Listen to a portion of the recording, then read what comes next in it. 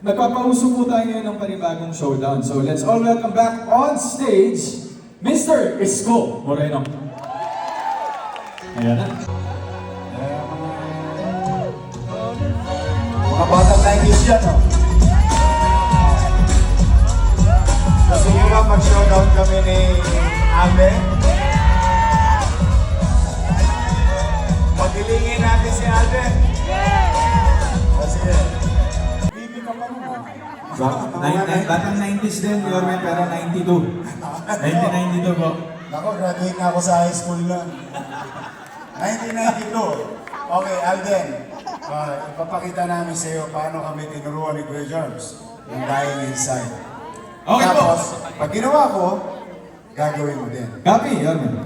Sige. So, simple lang yan. Hagod, dying inside, to, hold, you. Okay po. I couldn't believe Couldn't believe what I felt what I felt for you. for you. Nasundan niya? Basic lang po pala. Madali lang. Kaya-kaya rin sabayan ng mga audience natin ngayon. Oo, actually, tama. Kaya-kaya nyo rin po. So, isa Sige pa. natin, ha? Isa pa. Yes po, yes po. To, hold, Hold you. you. Okay. I couldn't believe Couldn't believe what I felt what I felt for for you. you. Kaya niyo? Yes.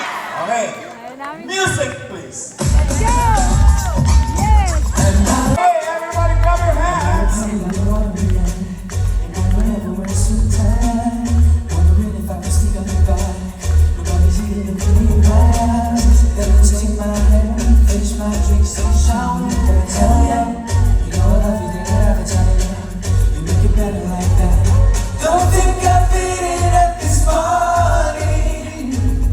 Ito na po. 6, 7.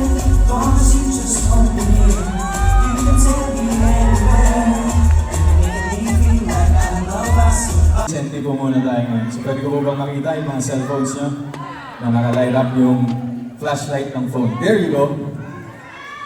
So this song, I'd like to dedicate this song to everyone here.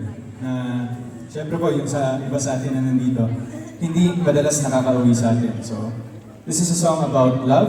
This is a song about a love to a person that can transcend to a love to your families and to your loved ones na naiwan po sa Pilipinas.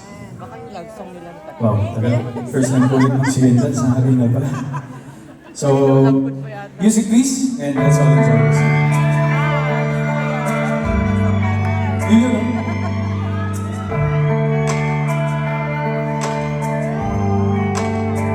I remember the times we spent together on those drives.